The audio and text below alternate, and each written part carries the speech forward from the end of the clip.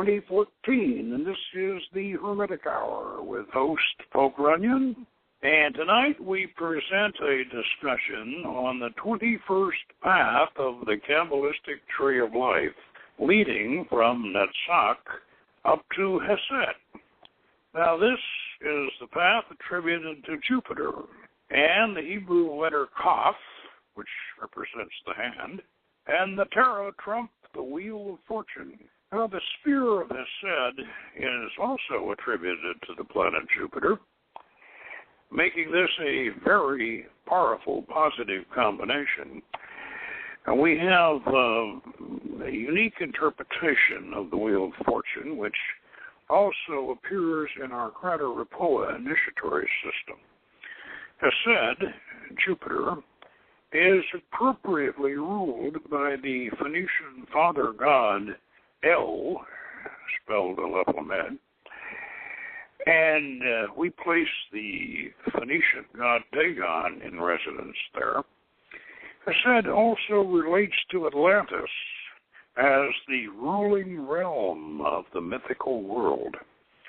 So, if you want to go back in time with us and meet an amphibious ancient astronaut, tune in and make the journey with us. Now, before we get started here, I want to make a couple of announcements of things coming up. On February 15th at 7 p.m. in Austin, Texas, our own Frater Heracles will be presenting a lecture in cooperation with Austin's SOMA, Society of Magical Artists. This is an evening with John Sheffield, master of the Ordo Templi Astartes Austin Hermitage, discussing the OTA's Solomonic magic. And if you are in Austin, Texas, in that area, and you'd like to attend this opportunity to learn about the OTA and its growing new launch in Austin, please contact SOMA, S-O-M-A, at their website. Now, this is www.austonsoma.com, or email them at info@austonsoma.com for location and details. And also, SOMA has a Facebook page at www.facebook.com/groups/Austin Soma. Now, this is not something that you want to miss if you're in that area, and you also want to check out the resources on the Internet. I'll go over those again so you're sure you got them. The website for SOMA is www.austonsoma.com. The email for them is info@austonsoma.com. And the Facebook page for them is www.com/groups/Austin-Soma. Now, along with that, next week, here on the Hermetic Hour, we are going to have the people from SOMA in Austin calling in, and they're going to talk about what they're doing and what the occult community in the Austin area is up to. And so next week's show we'll be having SOMA on board with us. So let's be sure we support our local Austin people. You know, they got a sign outside of Austin. Keep Austin weird. I guess Austin is the place in Texas where you can get kind of weird. We've been down there, and I'll tell you, they're down there all right. We went to the Spider House. Oh boy, that was cool, man. I tell you, it made me. It almost felt like going back to the 1970s again. Anyway, so that's what's going on in Austin, and Frater Heracles is doing a great job down there. Now, tonight we're doing the 21st path. And this is quite special for us, and I'm going to go over the correspondences. I use John Greer's Paths of Wisdom book here. So we could go over the correspondences of the path, just to get the technical details out of the way here. The letter for the path is Kaf, and it represents the hand. The name of God is Aleph-Lamed, El. That just means God, and of course that represents that, he was God a long time before Yahweh came along, and still is God, and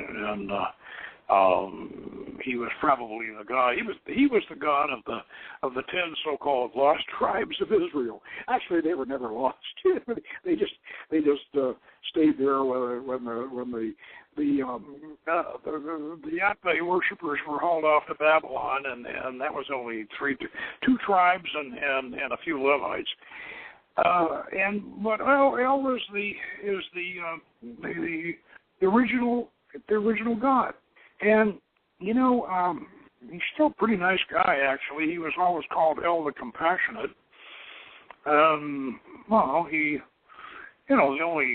only thing he ever did wrong, or be criticized for, was going down one time on Earth and finding a couple of young ladies skinny dipping on the beach, and he cooked them a chicken and had his way with them. But that's not the only thing he ever did that was reprehensible. I'm not even sure that was reprehensible. I think that's pretty good, actually. And but he shared equal duties and powers with Lady Asherah of the Sea. And he certainly, that was better than Yahweh, who was a bachelor, and kind of a curmudgeon, jealous, whatever. Anyway, so El is the God of the path, and also happens to be the God of the sphere. And the sphere, as I said, the sphere represents Jupiter, which is the largest planet in the solar system.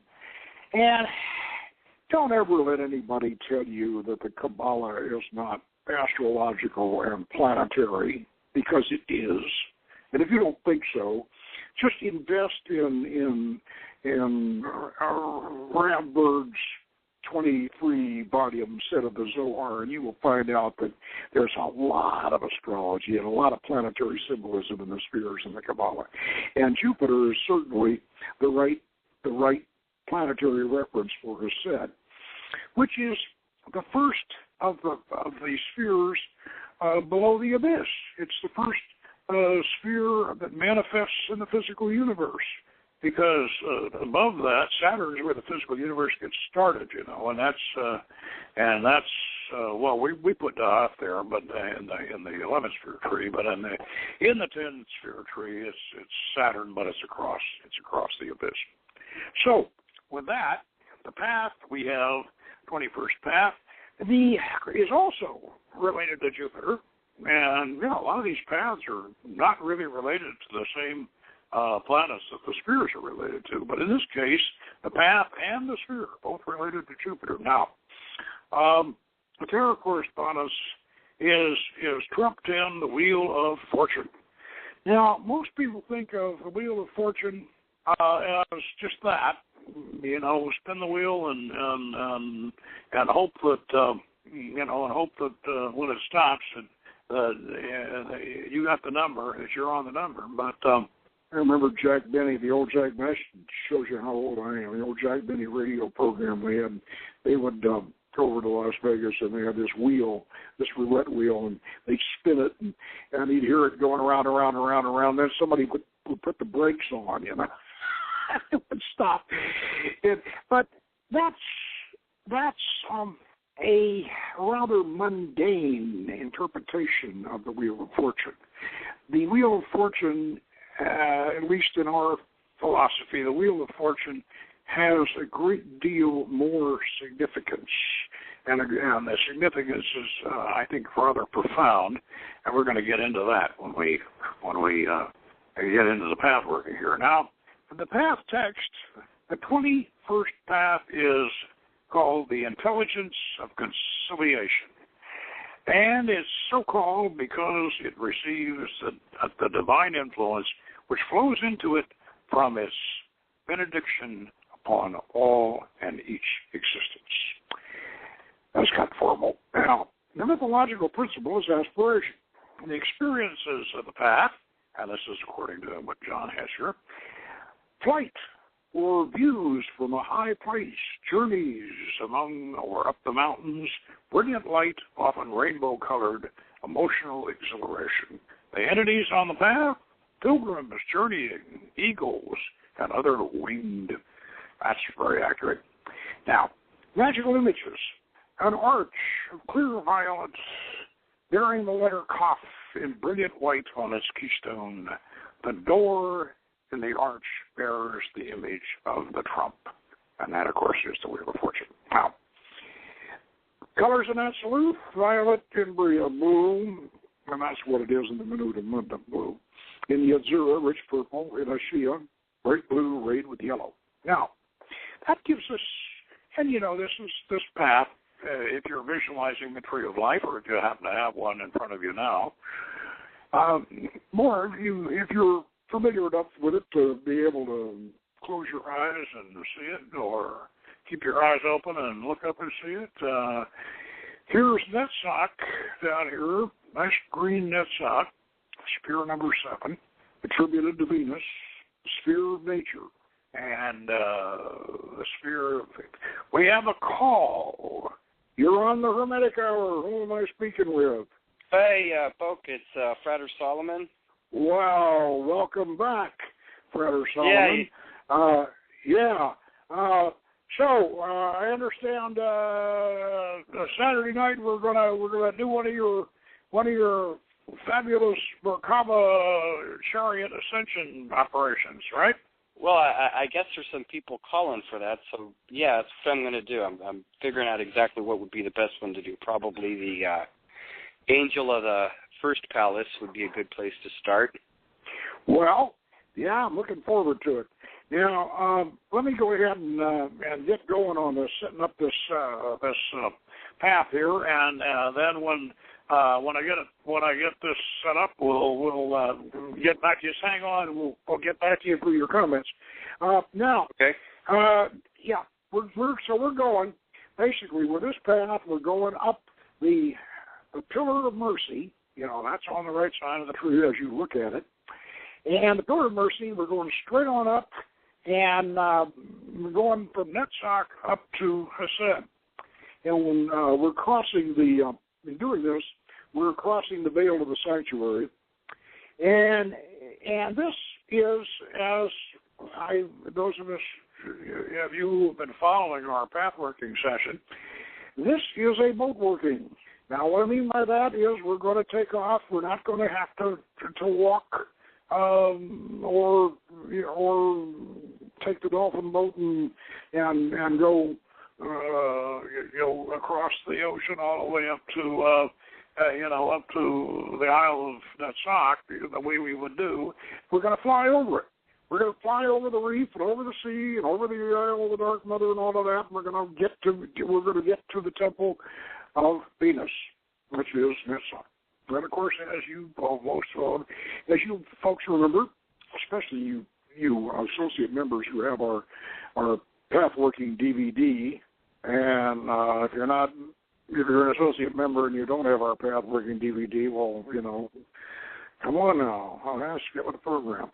But anyway, the Temple of Venus, as we envision it in Netzach, is as the temple, and it is a pool of living water, and the goddess sits in it, the goddess Astarte, and she's visualized as 50 feet tall, and she's sitting in the pool of living water.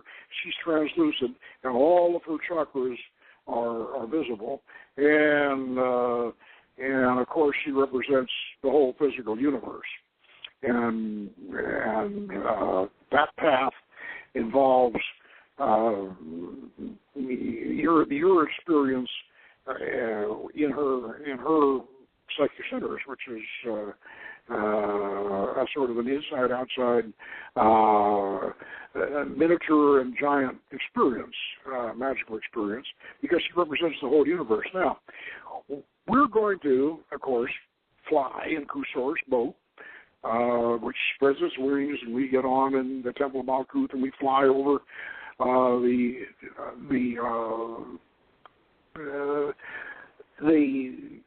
seascape and the islands and all of that, the Bath of Koth, and we go all over that, and then we land at the Isle of Venus.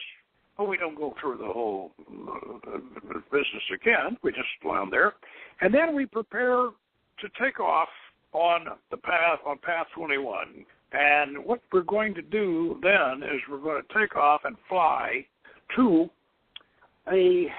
another island on the way to up to the sun. And I'm just going to go ahead and read this from our path working script. Now, by the way, this script is not. This is an advanced path working, and it's not in your DVD.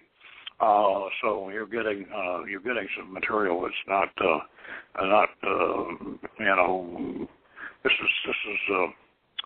is secret stuff. Okay, so listen carefully.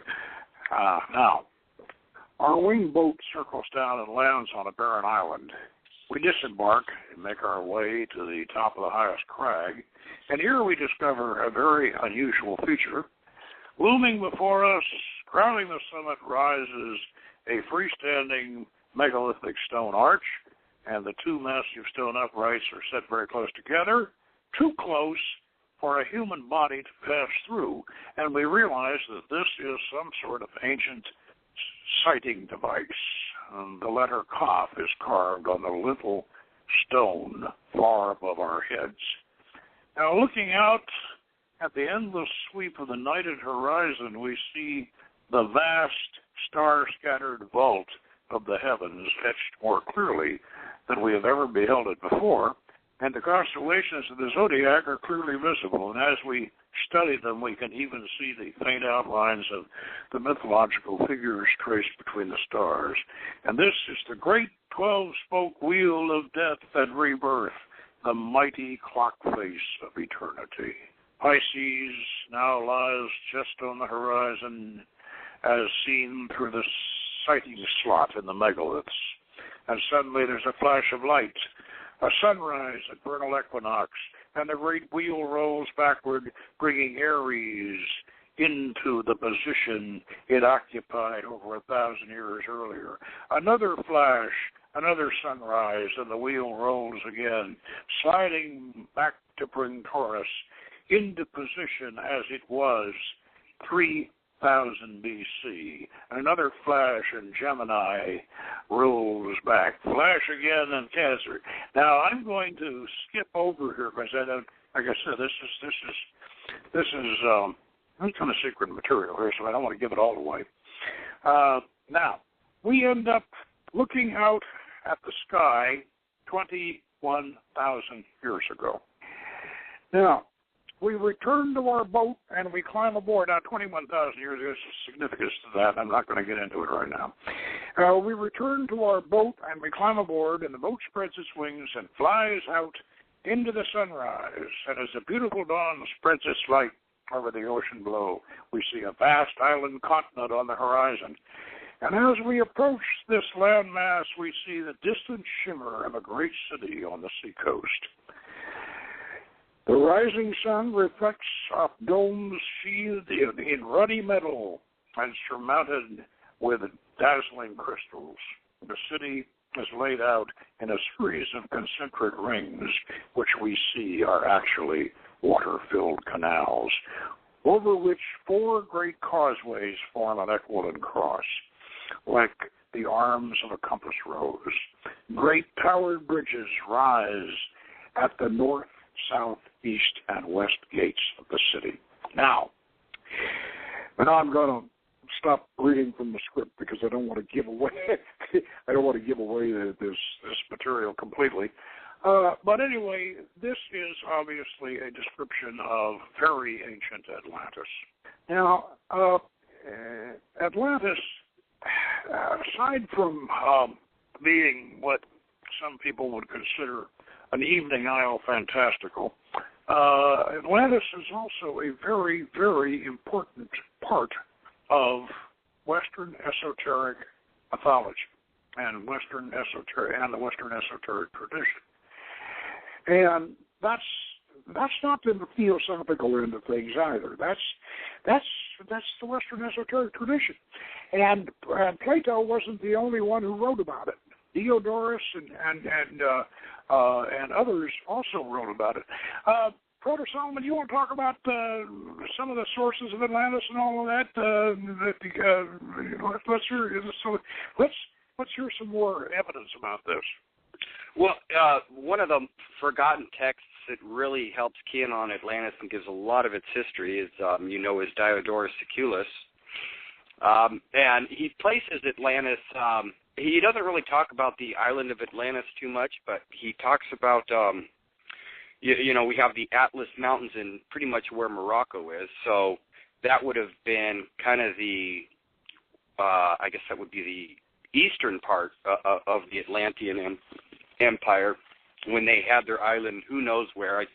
You make a good argument for the coastal area around the British Isles, and one thing that's really neat, if you take the Babylonian history, you superimpose it with Sanchuniathon and Diodorus Siculus, you get kind of a clear picture. The original father of everybody is a guy named Zeus Hypsistos, according to Sanchuniathon. That's his Greek name, but it's his Phoenician name was El Elyon, which is our good old father El. So you have El, you've got Zeus, who's obviously the Greek name of Jupiter. So our correspondence is really good for El Elyon, and then you have the old Alalu. He's really a very, very old Jupiter deity, and there's Sanchuniathon makes a younger Zeus. But the interesting thing is El's son, he has a son named Atlas, who, of course, he's got actually a grandson named Atlas and a son named Uranus, who he also equates sort of with Poseidon. So you have the first Atlantean king is actually the son of the first Phoenician king, good old compassionate El or Zeus Hypsistos, which is kind of neat because it makes the whole Phoenician Empire a lot more ancient if we take Philo at his word that Sanchuniathon was really an old source, and I believe there's a good evidence for it. Just because, you're right about that. Sanchuniathon has been upgraded considerably. I found out something. One of the reasons why Sanchuniathon was not taken as seriously as he is now is because back in about 1830. Somebody perpetrated a Phoenician hoax and supposedly came up with a manuscript that was supposedly written by or directly copied from a manuscript that was written by he claimed Sanchuniathon, and for a while that hoax was accepted as the real thing, and when it was debunked, then the real Sanchuniathon, which we don't really have, all we have is a summary by a later writer of Sanchuniathon. So that came into question. But now, with all of the research that's been done since World War II, especially the Ugarit discoveries, we realized that Sanchuniathon was probably pretty close to the mark, the summary that we have, and he probably was around about the time of King Solomon, or not later. And but the important thing about Atlantis here is, and in relation to his ascent to Jupiter, and has said, and that ruling position, that imperial position in the tree of life, is that Atlantis is the holy city of the Western esoteric tradition in the Hermetic sense.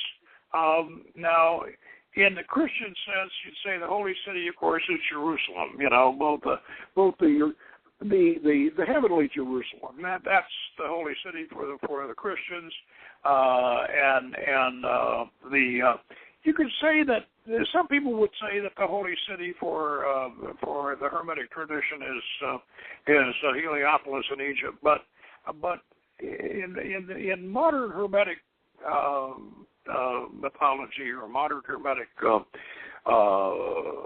legend, we consider Atlantis to be be our mythological city, like Petalbut in the Parzival and Shambhala in the Buddhist tradition and all. We consider Atlantis to be that center. And Atlantis, it as we said as Philo said in Beyond Lemuria, he said it perfectly replicates the celestial sphere when seen from above. When you're looking down on the celestial sphere, the map of Atlantis perfectly replicates it. And so what you have here is a city that has astrological symbolism, and it has mythological symbolism, and what we conceive, because in our Phoenician tradition we place, although El is the ruling god, for appropriately applied to Hesed, we place the Phoenician and Philistine god Dagon, who is the father of Baal, by the way, we place him in Hesed. Now, we also conceive of Dagon, and this conception is, some people don't go along with it, but we conceive of Dagon as amphibious. We equate him with Oannes, the fish man who was the great teacher of the Sumerians. We equate him with the sign of Capricorn, the fish goat. We equate him with Vishnu and his amphibious configuration, and we also equate him with the Dogon's Omo, the beings from Sirius, and who came down at a very early time, and also became, which is replicated in the Oannes legend.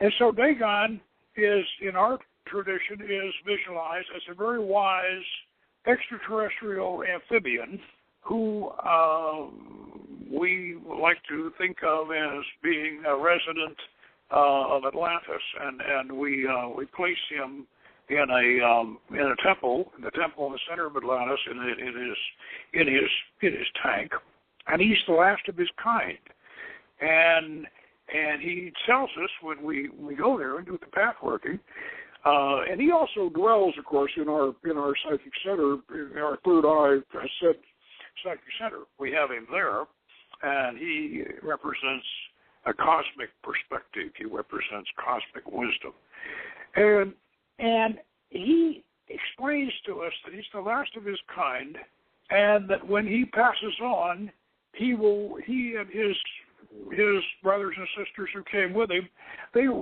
have no place to go. Their planet's gone, and so they reincarnate. And when they reincarnate, and that was 21,000 years ago, and they reincarnate in us. And so we have these Dagons reincarnated in us, and so we have him up there in our psychic center. And so we when we get to the path, we get to Atlantis, we get into the temple, we are able to make our first contact with Dagon and receive his knowledge and his wisdom. Now that's the way we do it. Now, also, too, as you know, our concept of the Wheel of Fortune is, as I started to describe it, it's similar to the Buddhist Wheel of Life. It's the zodiac. It's the eternal clock face, and we can use it very much like H.G. Wells' time machine. We can roll it backwards and roll it forwards, but the main purpose in this case is to use it to get back to Atlantis. You want to comment on that, Friar Solomon? Well, I think it's neat because reincarnation is really, it's how we reconnect with who we were. We also have the Great Year, which I think it lasts about a total of 25,000 years. And since Atlantis sank a bit over 10,000 years ago, that means this wheel, this Great Year, it started on Atlantis, and that might that would also bring in Melkart. That would mean Melkart, with his as sort of the initiator of it, was the one who initiated this wheel, perhaps on Atlantis. Let me just say this: Melkart, which is the god of the city. Well, that's what it means. It means the god of the city. And the city, of course, was Tyre.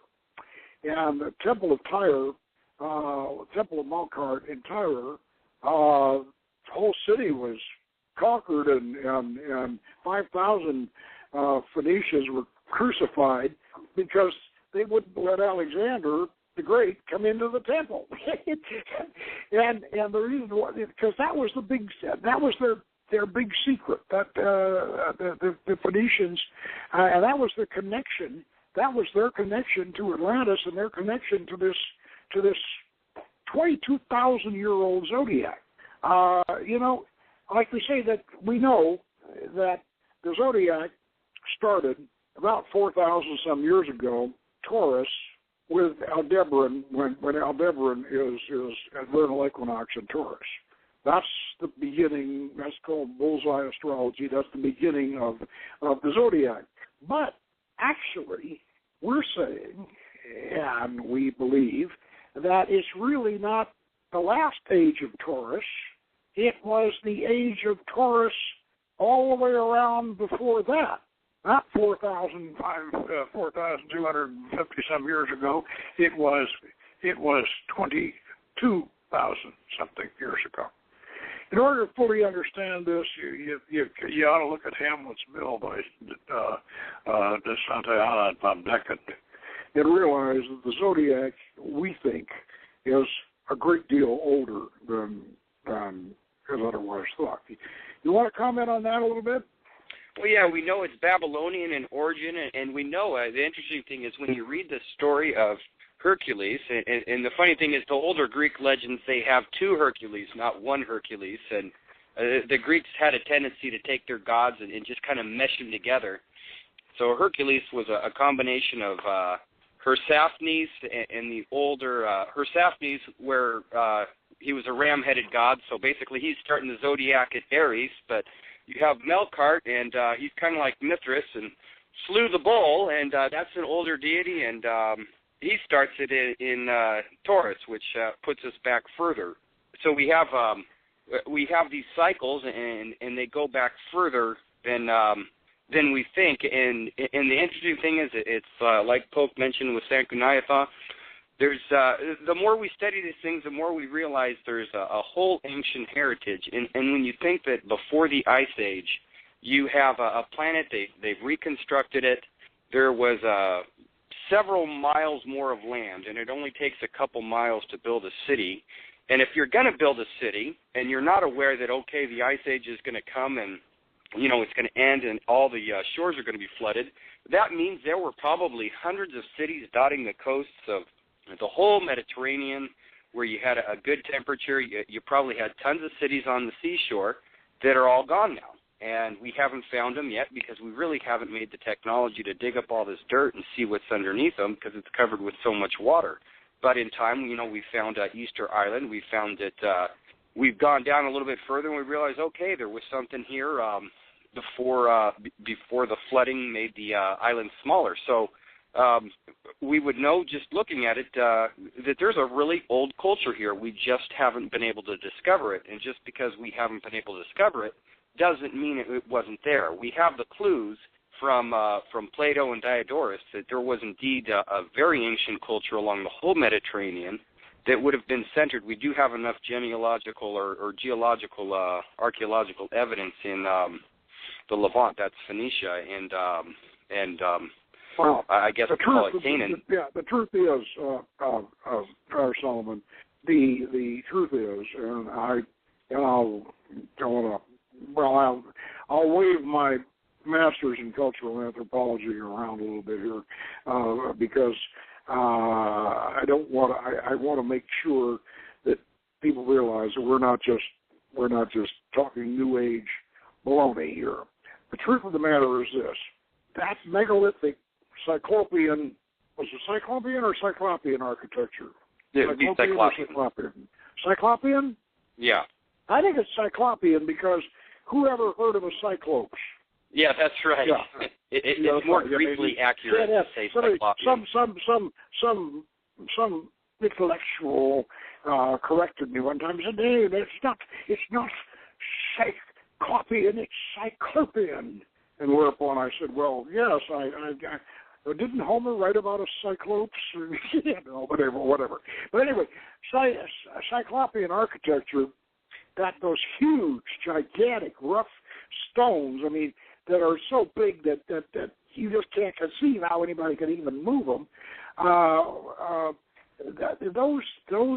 That architecture actually goes older. It gets older and it gets more prominent the further west you get. And as you go down toward the coast in Spain and in France, those chamber tombs get older and there's more of them. And the hypogeum on Malta is so old, nobody they know it's at least 10,000 years old and probably older.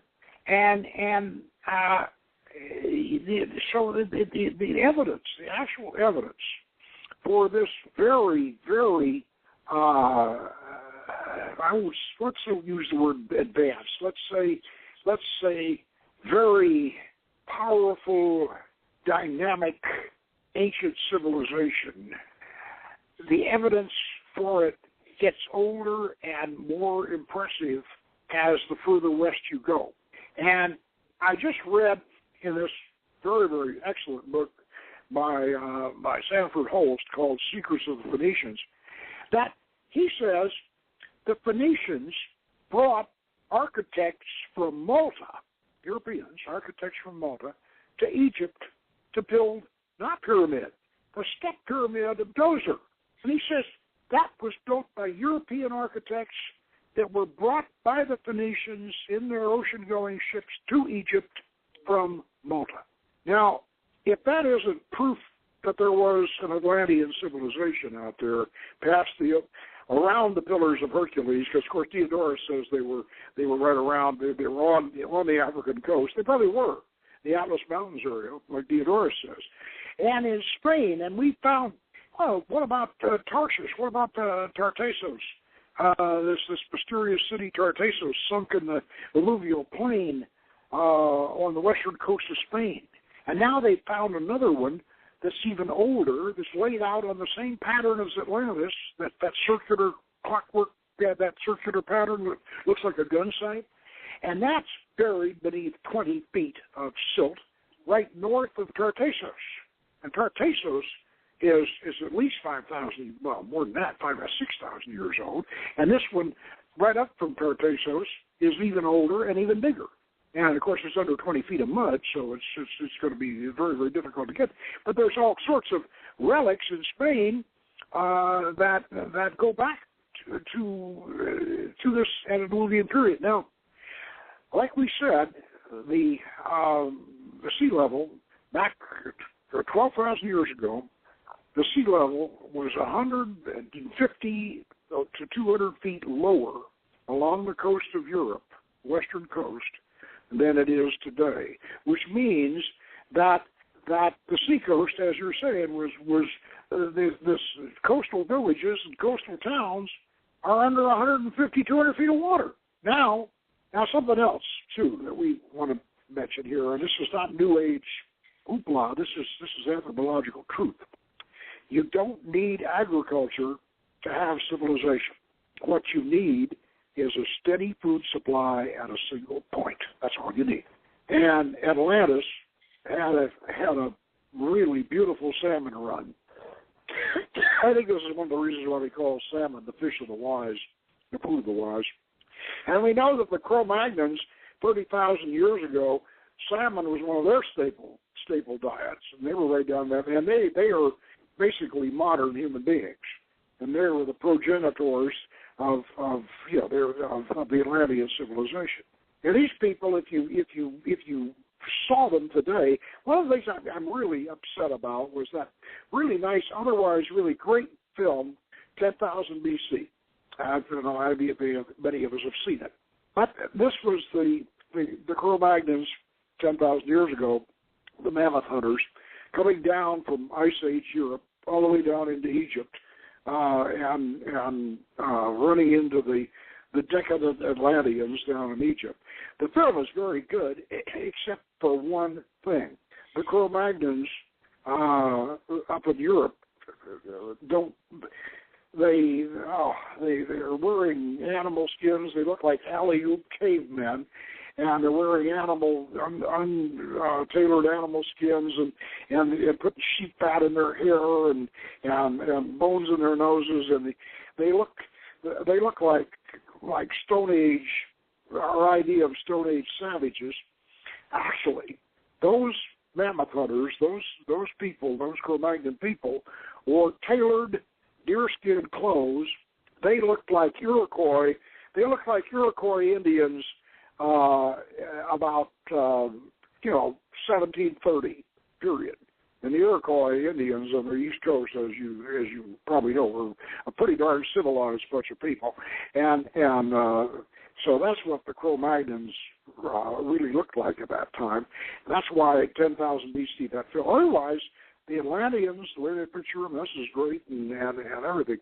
But Atlantis has come down to us not just in Plato and Diodorus, but also Bacon, back in the Renaissance, used Atlantis as one of the as an allegory to create a utopia, and so we have it in our mythology, and it's one of our sacred cities. I don't want to sound like I'm trying to evangelize on this, but I do think that we ought to remove the stigma that frankly has been generated by frankly Marxist archaeologists who don't want anything. They can't stand cyclical history. Cyclical history is an anathema to them. Everything has to evolve from the simple to the complex, and so Atlantis is a nasty word for them, and they don't want to hear it. I've been kind of on my soapbox here. What thoughts do you have to add to this, Dr. Solomon, or what do you think? Well, I mean, we can look at the dinosaurs, and they were certainly much more spectacular than we are in a lot of ways, and a freak comet's what wiped them out. So really, I think it's fair to say the Atlanteans, same thing. They had an excellent coastal empire. They had a food supply. They didn't really have to work the agricultural system because they had plenty of fish, and they had all the crops that were right by the water. So there's not a need to work the land extra hard. They had everything they needed right on the seashore. And it was just a freak, it was kind of a freak accident. All of a sudden these polar caps melt, and these beautiful, wondrous cities, and probably hundreds, just all of a sudden get wiped out, and in a very short amount of time before anybody can do anything about it. And that's where we get our floodlights.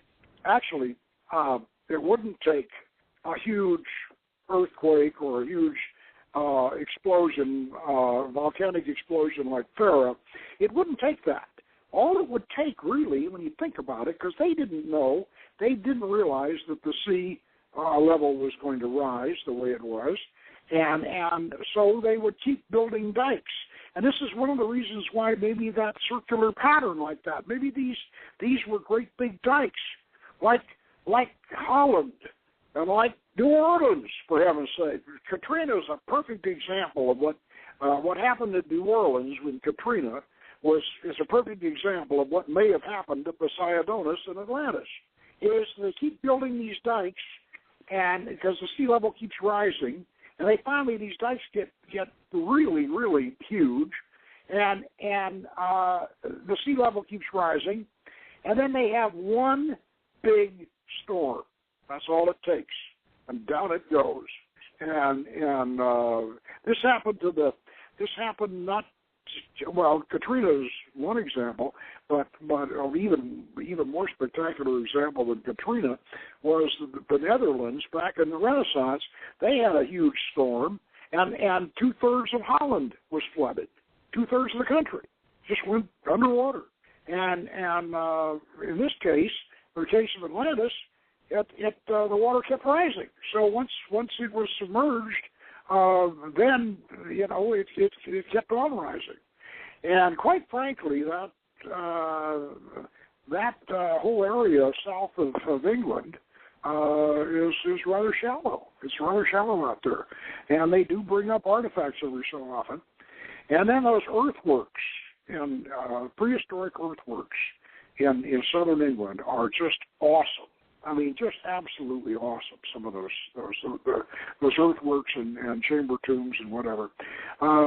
So the Atlantean maritime civilization, and it obviously was maritime, I think was certainly there and had an influence. And I think that the Phoenicians were the inheritors of it. I think they were the inheritors of it, and I suspect that the Atlanteans had something to do with the alphabet. And I really do. I suspect they had something to do with it. And I also suspect that the Phoenician alphabet was really one of the origins of the Kabbalah. And because you certainly can't do numerical, you can't very well do numerical analog off of cuneiform or off of hieroglyphics. Doesn't work that well. You need an alphabet. And you need an alphabet that also relates to the zodiac, and in order to have Kabbalah, you need an alphabet that relates both to the elements and to the planets and to the zodiac and the signs of the zodiac. You need this, and all you have to do is add 2 letters to the Phoenician alphabet, and you've got it. Now, so what are your thoughts on that? Well, I think the connection between Phoenician and Atlantis, it's really strong and it's really obvious. And we know that those pillars of Hercules, they were it was a lot easier to cross from Spain to Africa back then than it is now. And also, I just realized it right now, since we're talking about Britain as a potential source of Atlantis. Stonehenge was actually the centerpiece of a concentric city. So this idea of you have a center of the city and then you start building circles around it is a pattern that's actually repeated as far north as England, and it's Troy follows the same pattern. You mentioned just north of Tartessos, that pattern of this magical circle, and we've got it laid out. You can actually superimpose the Phoenician alphabet on it. It shows that has it's a very ancient system with a very ancient root, and using the circle in certain patterns, you can come up with a magical alphabet that sort of will allow you to navigate through the city. Just like we have street names like Carthage. Carthage, which Rome moved heaven and earth to destroy. Carthage, the harbor was laid out just like Atlantis, just like Poseidonis. The same pattern, and the same thing with Tartessos, and the same thing with that city, that more ancient city north of Tartessos. This pattern, this pattern of it repeats itself over and over again. Yeah. Yeah. I never thought of today before Stonehenge. That's amazing. Yep, and Stonehenge repeats the pattern too. And the pattern is the zodiac, is the universe. It's why, as I say, it looks like if you take the Tropic of Cancer, and you take the North Pole, right, and then you look down at the celestial sphere from above, directly above, and it's bordered by the equator, and then you got the Tropic of Cancer, and then you have the inner Arctic Circle, and then you bisect it 4 times with 2 lines across, which give you the 4 seasons of the year. And what have you got? You got a perfect map of Poseidonis. Yep. Oh, that really is perfect. Oh yeah. It does, and that of course is our version of the Rose Cross, as you know, and the Enneosphere fits right into it, and that comes supposedly from Cagliostro and from the Crateropoa. Anyway, so I want to go over this announcement about next week again. And let's see now. Thursday, February 13th, the Hermetic Hour, the Society of Magical Artists in Austin, that's SOMA, and that's not a mushroom club, at least I don't think it is. Anyway, Society of Magical Artists, and we'll have Messrs.